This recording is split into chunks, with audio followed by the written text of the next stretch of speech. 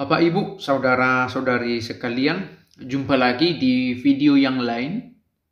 Bacaan kita hari ini dari Matius 6 ayat 7 sampai 15. Lagi pula, dalam duamu itu, janganlah kamu bertele-tele seperti kebiasaan orang yang tidak mengenal Allah.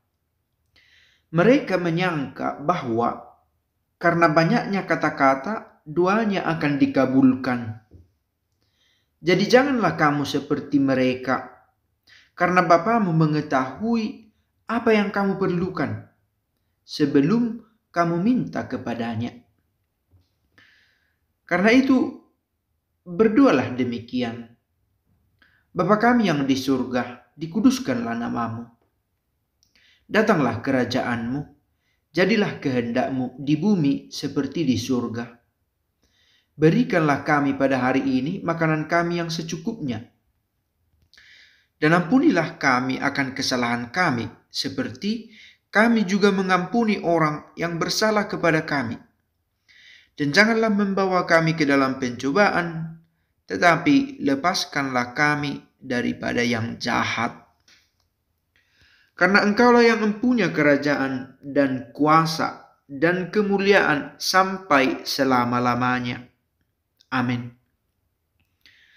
Karena jikalau kamu mengampuni kesalahan orang, Bapamu yang di surga akan mengampuni kamu juga. Tetapi jikalau kamu tidak mengampuni orang, Bapamu juga tidak akan mengampuni kesalahanmu. Bapak, Ibu, saudara-saudari yang baik, saya pikir tidak selalu harus disertai oleh penjelasan biblis tentang bacaan ini. Bahwa ada studi yang panjang dan lebar tentang doa Kristus ini, itu benar.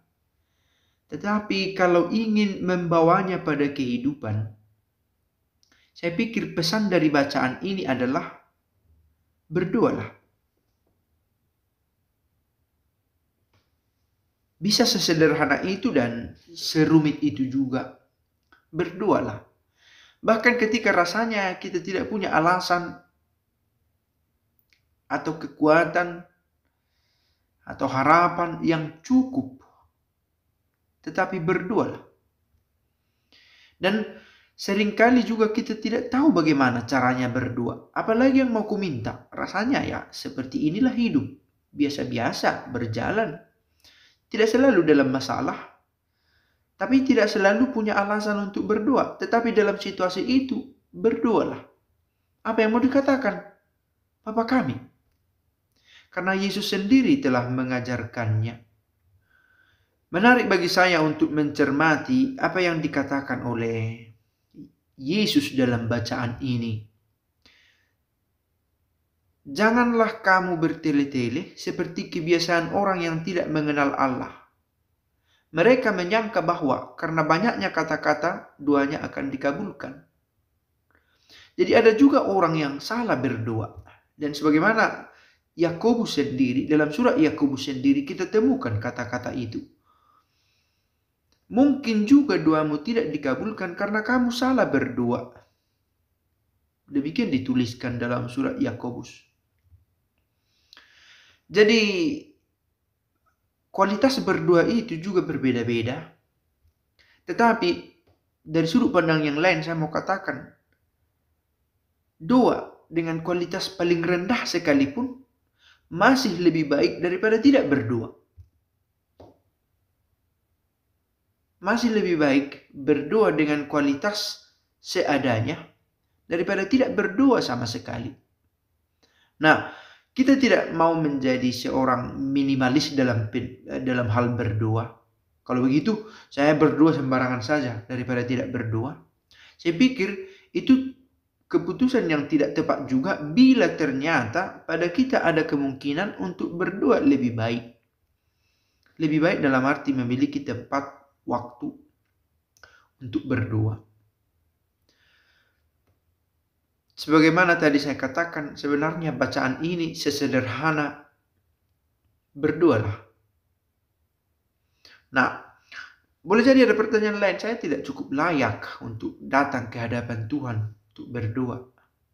Sebenarnya situasi hati yang mau berkata saya ini tak layak padamu Tuhan untuk berdoa adalah bagian dari doa itu juga.